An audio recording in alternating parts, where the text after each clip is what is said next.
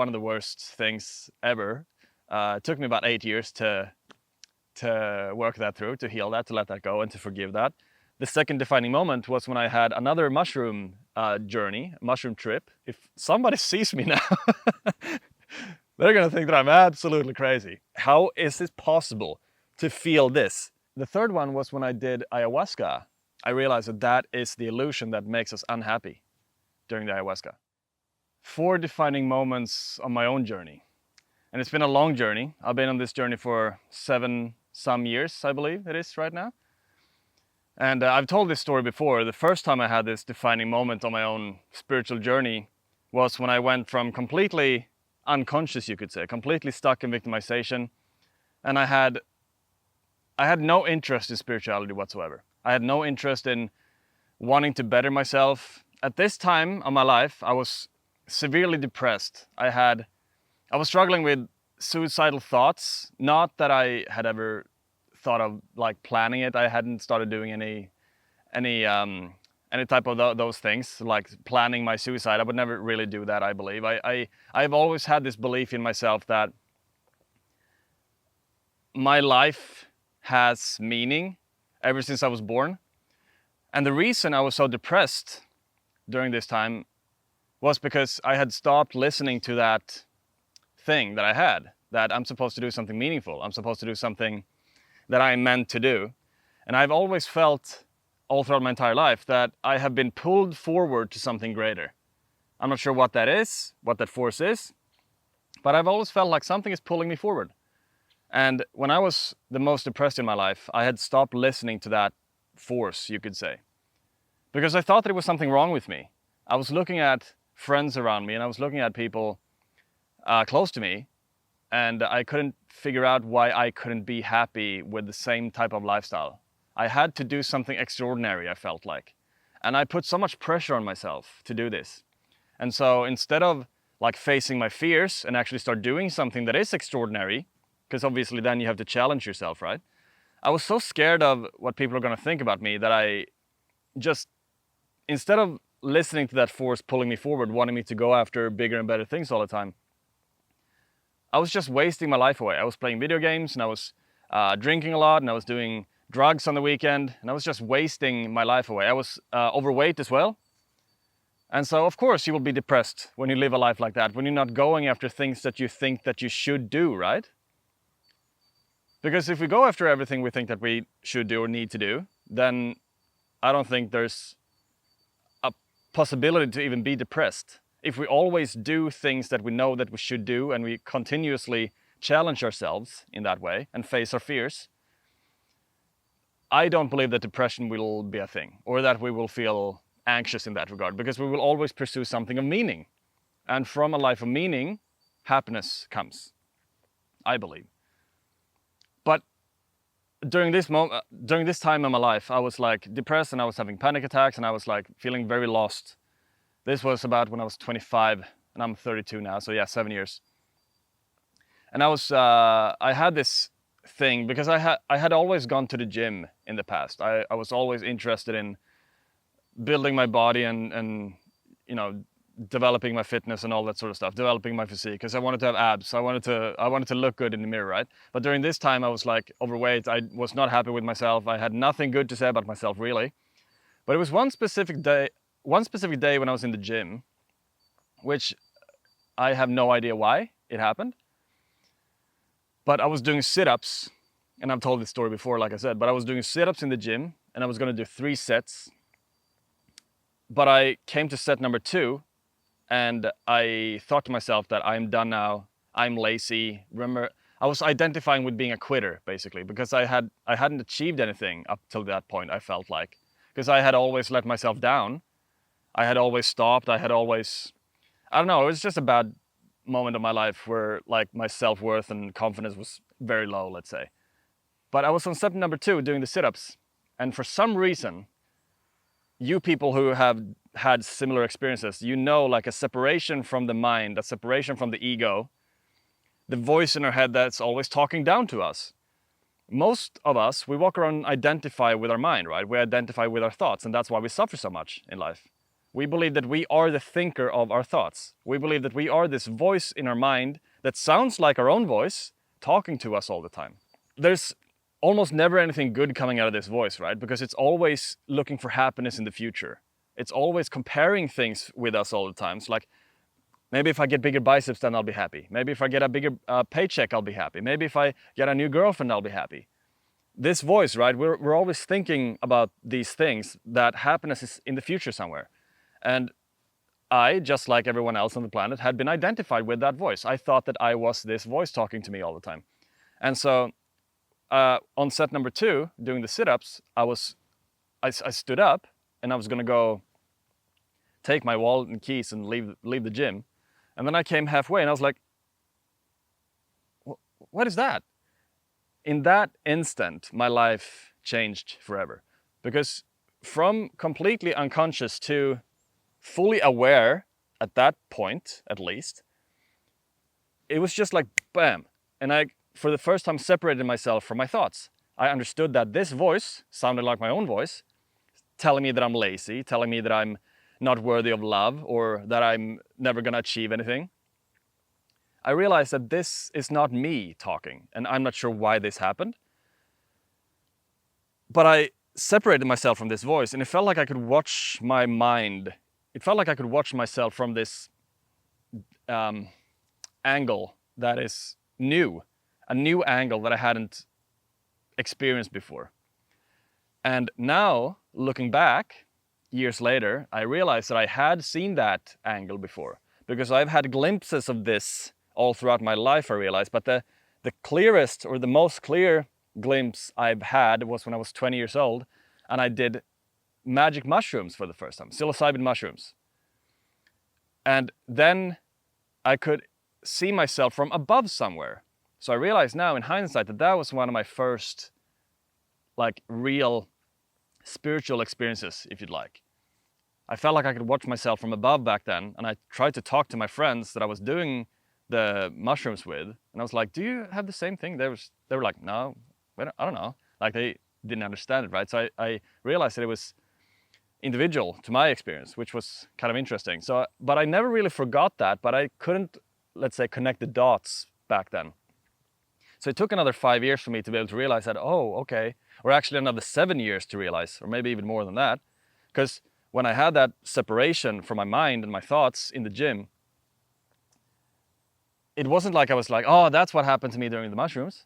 It took a long time, and I didn't even know that it was an awakening moment that I had. Because this is basically what an awakening moment is. It's realizing that we are something more than our mind. We are no longer identified with our thought patterns. Like a defining moment on my spiritual journey, realizing this, that I'm not this voice in my head. I can decide to do whatever I want. I can do the opposite of what this voice tells me to do, right? Because up till that point, I have been identifying with the voice. Every time the voice told me to go have a hamburger, I was like, yep, I need a hamburger.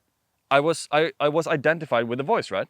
But after the separation in the gym, I wanted to prove this voice wrong. So every time this voice told me that I was gonna like stay in my comfort zone and do something and play video games or whatever, I did the opposite. I challenged myself, and I started doing the opposite to what this voice told me to do all the time. And that's why I eventually moved to Australia. I sold everything I owned in my apartment because my voice told me to stay in my comfort zone and keep my apartment and keep my job. But I quit my job and I canceled my apartment. It was like a rental. And I sold everything I owned, and I left by myself to Australia, which has no logical, there's no logical understanding to why I did that. But I knew that it was going to be the best thing I've ever done. So, but I also wanted to prove that voice wrong, obviously, right? So I did that, and then turns out it was the best thing I've ever done. It's been the best experience of my life to be in Australia for almost 4.5 years. But it wasn't until when we were in lockdown that I realized, because I was watching a YouTube video of a guy talking about spiritual awakening, that I realized it was like everything just clicked. And that was 2 years after this event in the gym. I had obviously started a self-improvement journey. I had started bettering myself. I wasn't depressed anymore. I had no anxiety left. Well, I had trauma, let's say, lots of trauma from a bad experience when I was 20. Actually, also psychedelic experience, which was one of the worst things ever. It took me about 8 years to work that through, to heal that, to let that go, and to forgive that. But it also needed to happen because it's the best thing that's ever happened to me, because otherwise I wouldn't be here being able to talk about this, right? But so yeah, it took about 2 more years in lockdown until I realized that it was a spiritual awakening that I had. And that's when I really started to understand this type of work that I'm doing right now with the people that I help and the people that I coach. And if you're interested in coaching, click the first link and apply and see if we have a good match, and maybe we can work together. So that's the first defining moment on my journey. It's impossible to forget this thing, because disidentifying or detaching from the mind is such a profound yet simple experience that, yeah, it's impossible to deny. The second most defining moment of my life was when I was living in Australia, and this is years later. This is actually only about 2 years ago. And obviously, all the work that I had been doing on myself, like self-improvement and meditation and reading books about spirituality and gaining knowledge about myself and psychology and understanding the world and understanding people and all of that sort of stuff, challenging myself, obviously, which is massive, like facing fears and learning to find courage and stuff. All of those things are massive. So these defining moments would not have happened if I hadn't put in the work that I had done on myself, because I have been I've been obsessed with this type of work for a long time. I am so fascinated about this because I know that it works. And that's why I'm so passionate about the coaching. That's why I'm so passionate about helping people do the same thing, because I know that it works. I cannot prove it scientifically, perhaps. Maybe there are some studies with psychology and challenges and whatever, but this thing is highly subjective. But the interesting thing is that when we go to the deepest truth of ourselves, all of us seem to find the same answers and we seem to find the same truth. And that's why I'm so fascinated by it, because it works. I know that it works. But the second time, years later, about 2 years ago, the second defining moment was when I had another mushroom mushroom trip in the backyard at the house I lived in Australia. And I had an heroic dose, which is quite a lot. I had 5 grams of golden teachers, I believe. And I just want to say that I don't recommend anybody doing psychedelics at all. I think that if you feel called to it, I think you should do your research first and foremost. And I think that you should be in a mental state where you feel like you are comfortable. I think that you should probably be with people that you have that you trust and that might have experience with the same things. So I never recommend anybody doing this work ever. This has been individual to me. This has worked for me. I have felt called to it. I have wanted to experiment with it, and it has worked for me. It has changed my life. But that's not gonna be it's not gonna be for everyone, and I understand that. And I'm not gonna try and push it to anyone. But this has been my journey, my experience, and I just want to share this with you. So I had an heroic dose of golden teachers, and 40 minutes or so into the trip, I started walking outside in my backyard, and I was like looking at the trees and stuff, because the colors are so sharp and so saturated. It's almost like you can feel color almost. So I stood underneath a tree and I was just like looking up, because I felt so much joy and love, and I just felt so free. And I closed my eyes, and all of a sudden, and this might sound absolutely insane and crazy to some people, but you have to have an open mind for this story and trust that whatever I'm telling you is my own experience and my own truth, and I would never lie about these things.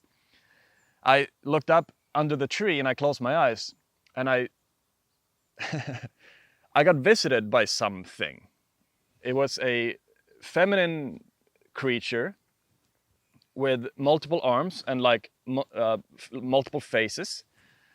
What I have found to be very resonating with that is that I believe that it's Shiva. Shakti is I believe it's Shakti, that is the Hindu god, the feminine Hindu god for love and unconditional love. And she was like holding her hands like this to me, letting me know that, like, I got you, sort of thing.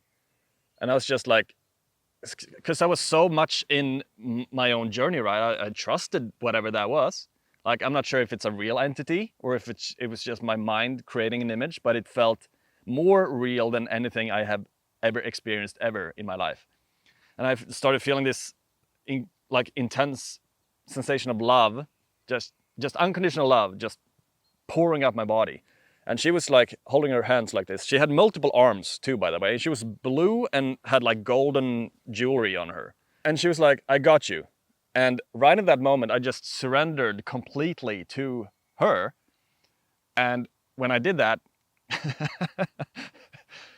it's hard not to laugh when I think back at this, but when I did that, I started crying my eyes out. Like I was crying and laughing in a way that I have never, ever, ever done. It felt like I was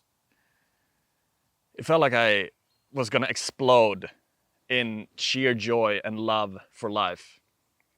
It is the most powerful experience I have ever had in my life. The most beautiful experience I've ever had. I felt completely free from everything and anything. It felt like I had cracked the code to life. And I was walking around disoriented in laughter and crying for about, I don't know, I think it was like 45 minutes or so until I was like, started to like come to my senses again. Because I was like walking around like this. I could not stop. I tried to stop and I was like thinking in my mind, like if somebody sees me now, they're gonna think that I'm absolutely crazy. But I didn't care. Like I was so free from any thought. I was like, it felt like I broke through something there. And that experience changed me forever. Ever since then, I've always had this underlying sense of unconditional love in my body that has not gone away. It's obviously not as strong as that, because that was like almost, it wasn't too much. It was like but it was almost like too much for my body to like, I was like almost in shock by complete awe and wonder. Like, how is this possible to feel this? Like if people felt this way, if people understood this emotional release of unconditional love and joy for life that I had, yeah. The most incredible experience I've ever had. I wish everyone would experience the same thing. And it has changed me. It's made me into a better man by like a magnitude. Can you say that? A magnitude better man. But it's changed me for the better. It's made me way more understanding, way more compassionate, way more forgiving, way more accepting. Yeah. Again, one of the best experiences I've ever had. And I think that I know that it's going to be around in me forever. And yeah, like I said, ever since then, I've had this underlying sensation of unconditional love in my heart that hasn't gone away. It's always there. Even during moments of suffering or distress, it's almost like I can lean back into it, and it's like it soothes my nervous system. And I feel safe there, and it's made me better. That brings us into the third most defining moment, and these two are actually linked together. The second one and the third one are actually linked together. And the third one was when I did ayahuasca about 3 months later, still in Australia. And I have always been very nervous for this type of thing. I told you about the bad trip I had in my 20s. I could not even think about doing this when I was in that age. I was like, I had panic attacks almost coming up just thinking about these things. So I really had to do a lot of work on myself and release and shadow work and meditation and emotional processing and all that sort of stuff to be able to release all of that trauma that I had accumulated over that or from that trip. Because that was bad. I had PTSD for a long, long time after that. So trying psychedelics or even thinking about doing them was a big, absolutely big no-no for a long time. But I was able to do the work in between, and I came out of it, and now I feel like stronger than ever, right? But I did the ayahuasca, and I'm not going to go into detail of what the scenery was like, but the structure or the setting, but we were like in a tent, let's say, in a tent in a backyard. It was obviously a ceremony with people that had experience. I would not recommend trying ayahuasca at all unless people are experienced. And like I said, I've been called to this type of work. I don't recommend anybody doing it, but if you feel like you're called, at least do research and see if you can find someone that with proper experience to actually do it with. But we were like in a tent in like way outside of civilization. Like we were far out on the countryside, up on a massive hill with like a valley underneath us. And it was just amazing. We were about 20 people. And I had 2 cups of ayahuasca. I think it was about 3 hours or so in between them. And like I said, the second event and the third event sort of like linked together, because the second one, when I met that entity, that feminine entity with pure unconditional love, she opened something up in me. And then when I had the ayahuasca, I was sort of like dancing and I guess playing with her again. So she visited me again actually during the ayahuasca. The ayahuasca was not as intense as the mushrooms were, but it was like outdrawn. It was longer. So, and it was deeper. It was like I was with her in that space for enough time for it to really take root. And so it was the same there. I was like laughing hysterically, so much so that the facilitator had to come up to me and say, "Hey, Kimon, you have to try and be a little bit quiet." I'm like, "Oh, sorry." He's like, no, it's all good. I love you. I'm like, I love you too. And I did love him. He was great. And so yeah, I was with her again. It was the same entity. She was like playing with her hands like this and like letting me know that I was safe and that I could surrender there with her, and I did. And what I realized then, that the mushrooms opened up for me. Like it took me, even after the night when we had, so like we were sober again and we were back to our normal senses, let's say, and we were sharing, and I realized then that, and this is I think one of the most defining moments, because this insight is gonna take us to a state of being okay regardless of what happens in the future. I learned from the ayahuasca journey that everything that I had been chasing in the future, like goals and achievements and relationships and destinations, in the belief that when I have achieved XYZ, then I will be happy. I realized that that is the illusion that makes us unhappy during the ayahuasca. I realized that instead of me chasing the goal in the future, in the belief that this goal is going to make me improved or superior somehow, or more of myself, I realized that I am the goal. I am the goal, and I've always been the goal. I have always been what I have been looking for in the future. And that realization in itself is such a profound shift in our state of awareness, because it teaches us that I am everything. Like there's nothing that I'm going to be able to add to myself. Like let's say an object, like a materialistic object or a goal. There's nothing I'm going to be able to add to myself to make myself more of myself. In fact, it's how are we going to add something that is not us to ourselves to make ourselves more of ourselves, right? When we chase goals in the future, it's always going to come at an expense of that something is lacking in the present moment. The present moment is not enough, but I will be enough in the future when I've achieved everything I want. Then I will be enough, and then I can rest in it, and then I'll be happy, right? We put our happiness on future outcomes, and that is the trap that 99% of humans operate within. We think that this is how we're supposed to find happiness or fulfillment or peace. It's always around the corner. And I was able to see through that. I realized that this is not the way of life. I have always been everything that my mind have been seeking in the future. The problem is that when we turn to the mind to find fulfillment or peace, it cannot look in the direction that I'm talking about. What I'm talking about is to just be in complete connection with yourself, with the sensation of what it feels like to exist.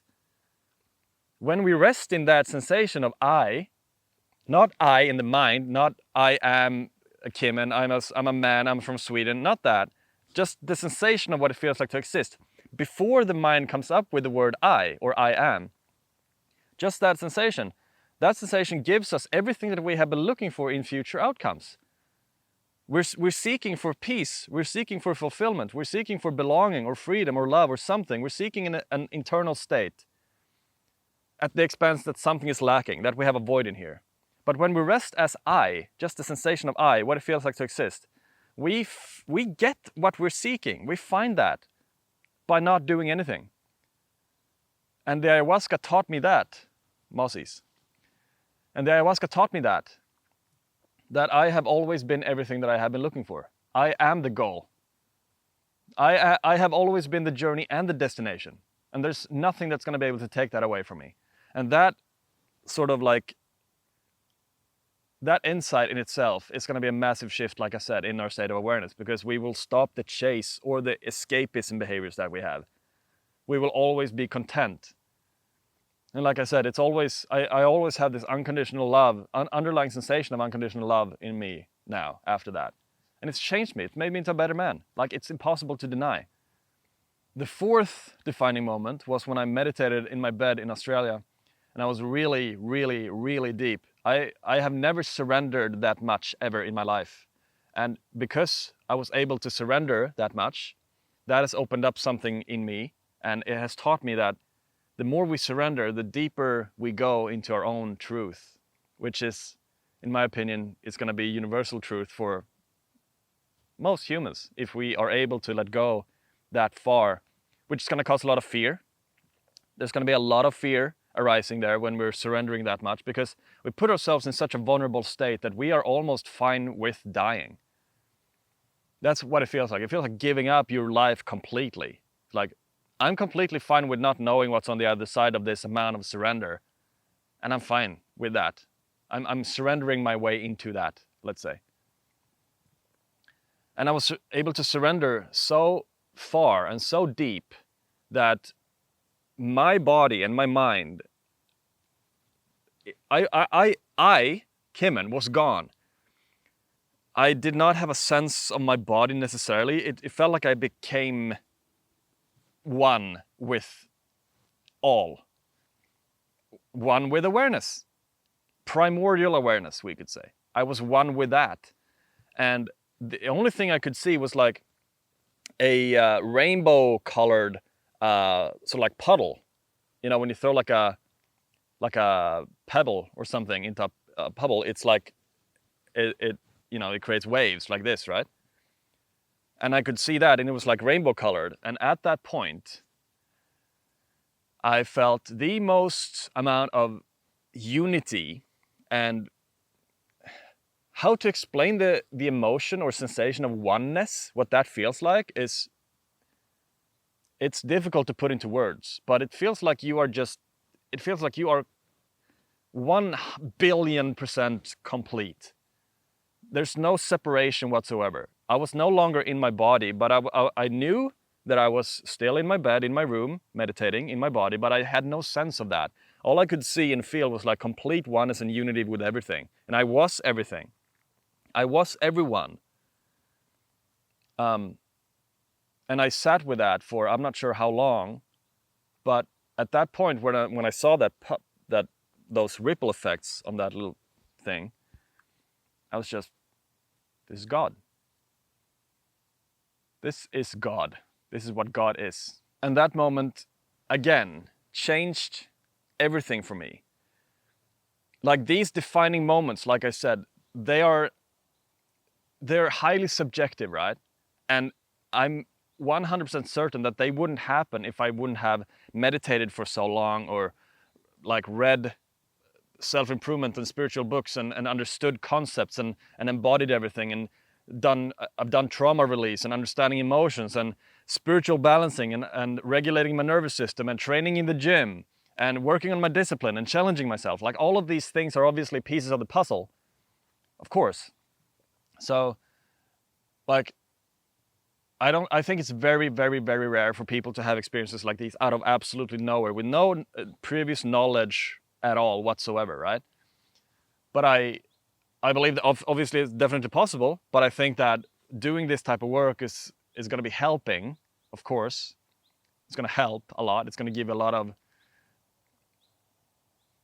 concepts to lean on, I think. Even though surrendering our way into this state that I was in has nothing to do with knowledge or wisdom at all. It's nothing to do with it. It's the opposite. It's actually giving up everything that you thought that you knew, or willing to give up everything. So that has nothing to do with knowledge, but knowledge and wisdom around these topics can give us, like I said, like pillars to lean on. When we feel fear arising, for example, we will not be scared of the fear. We will not feel fear because of the fear. We will realize that, okay, this is fear, this is supposed to happen. And then obviously we do that enough times to realize that, oh, this is just fear. I don't have to, I'm fine with fear, right? We train ourselves to be comfortable. So doing this type of work is, I believe, it's crucial for the vast amount of the vast majority of people. It's crucial to do the work, to have these experiences, or to realize these things. I also want to say that it's nothing special in itself. It sounds incredible, and it is special when we have them, those experiences. I'm not going to take that away from anyone, and not from myself either. They are very special and they are profound, but when we have them, it's like it's the most simple, it's the most simple thing ever.